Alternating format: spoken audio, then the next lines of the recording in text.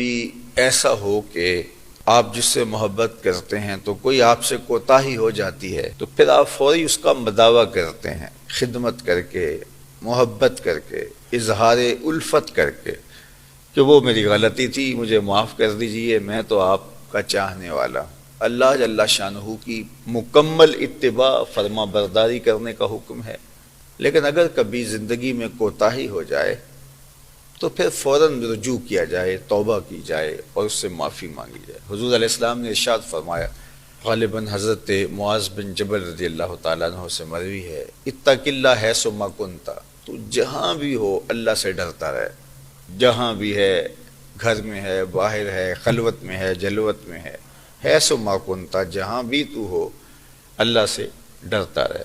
اور پھر فرمایا وَأَتْبِعِ السَّيِّئَةَ بِالْحَسَنَةِ، اور اگر تیرے سے کوئی گناہ ہو جائے تو فوراً نیکی کر، گناہ کے بعد فوراً نیکی کر، تمحها، وہ نیکی اس گناہ کو مٹا ڈالے گی۔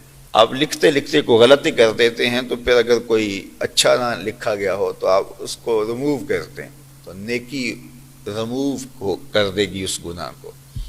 وَخَالِقِ النَّاسِ بِخُلُقٍ حَسَنٍ، اور تیسری بات فرمائی کہ لوگوں کے ساتھ حسن سلوک سے پیش آؤ۔ یعنی تین چیزیں، ایک تو ہمیشہ اللہ سے ڈرتے رہو، حیث ما کنت، تم جہاں کہیں بھی ہو، اور دوسری بات اگر گناہ کر بیٹھو تو فوراً نیکی کرو، وہ نیکی گناہ کو مٹا ڈالے، حتیٰ کہ جن نیکیوں کو ہم سمجھتے ہیں کہ یہ اتنی بڑی نہیں ہیں تو گناہوں کو وہ بھی مٹا ڈال۔ آپ جب وضو کرتے ہیں تو وضو کا پانی آپ کے اعضائے وضو کے گناہوں کو دھو ڈالتا ہے۔ نماز، ایک نماز سے لے کر دوسری نماز تک کا وقت، یہ ایک نماز، پہلی نماز سے دوسری نماز تک کے وقت کے گناہوں کو مٹا ڈال دیتی، کفارہ بن جاتی۔ ایک رمضان دوسرے رمضان تک گناہوں کا کفارہ ہے۔ تو یہ اللہ کی رحمتوں کے رنگ ہے۔ تو کہا وَأَتْبِعِ السَّيِّئَةَ الْحَسَنَةَ تَمْحُهَا، تم ایسا کرو کہ نیکی کرو، نیکی تمہاری اس برائی کو، گناہ جو ہو گیا ہے اس کو مٹا ڈالے گی۔ اور تیسری نصیحت، لوگوں کے ساتھ حسن سلوک سے پیش آؤ، تم اچھے ہو تب بھی، تم برے ہو تب بھی، برائی اور اچھائی تمہارے ساتھ جڑی ہوئی ہے۔ تم اچھے ہو، نیک ہو، تہجد گزار ہو، شب زندہ دار ہو، تو اس کا یہ مطلب نہیں ہے کہ تم متکبر اور مغرور بن جاؤ اور لوگوں کے ساتھ تمہارے رویے کھردرے ہو جائیں کہ تم بڑے پارسا ہو اور یہ لوگ بدکار ہیں، نیک نہیں ہیں۔ اور اگر تم برے ہو، تم سے کوئی اعمال بد ہو گیا ہے تو نیکی کر کے اس کا مداوع کرو، اور لوگوں کے ساتھ تمہارا رویہ خراب نہیں ہونا چاہیے، لوگوں کے ساتھ تمہارا رویہ تلخ نہیں ہونا چاہیے۔ تو یہ تین باتیں ارشاد فرمائی۔ تو اس میں پہلی چیز، جہاں کہیں بھی ہو اللہ سے ڈرتے رہو۔ اللہ اکبر۔ اب اللہ سے ڈرنے کا جو تعلق ہے اس کا تعلق قلب سے ہے، کہ جو ڈرنا ہوتا ہے وہ خوف دل میں پیدا ہوتا ہے، تو اس لیے حضور نے تقوی کے مرکز دل کو قرار دیا۔ بلکہ حدیث پاک میں آتا ہے، حضور ہمیں التقوی ہا ہونا، تقوی یہاں ہے، یشیر الی صدرہ ثلاث مرات، حضور اپنے سینے کی طرف اشارہ کر رہے تھے اور آقا کریم نے 3 مرتبہ اشارہ کیا اور کہا تقوی یہاں ہے، تقوی یہاں ہے، تقوی یہاں ہے۔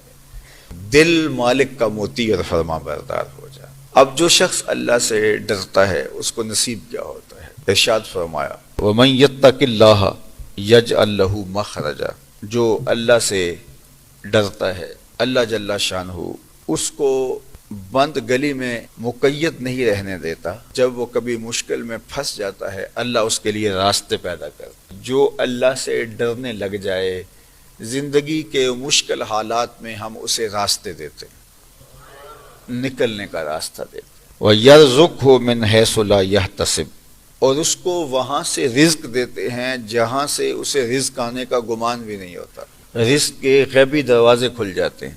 ایک صحابی تھے سالم رضی اللہ تعالی عنہ، تو ان کو دشمنوں نے پکڑ لیا اور گرفتار کر لیا، تو ان کے والد حضور کی خدمت میں حاضر ہوئے اور کہا کہ حضور میرے بیٹے کو گرفتار کر لیا گیا ہے اور سخت مشکل میں ہوں۔ تو آقا کریم نے فرمایا کہ اتق اللہ، تقوی اختیار کرو اور کثرت کے ساتھ لا حول ولا قوت الا باللہ کا وظیفہ کرو۔ تو انہوں نے یہ عمل شروع کیا تو حضرت سالم کے والد کہتے ہیں کہ ابھی زیادہ وقت نہیں گزرا تھا کہ میرے دروازے پہ دستک ہوئی، تو میں اٹھ کے دروازہ کھولا تو دیکھا کہ میرا بیٹا کھڑا ہے اور اس کے ساتھ 100 اونٹ ہیں۔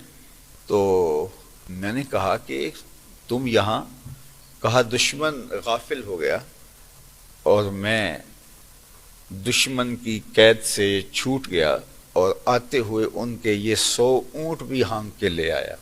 تو یہ مفہوم ہے، جو اللہ جل شانہ سے ڈرتا ہے اللہ اس کے لیے ایک تو راستے نکالتا ہے اور وہاں سے رزق دیتا ہے جہاں سے اسے گمان بھی نہیں ہوتا ہے۔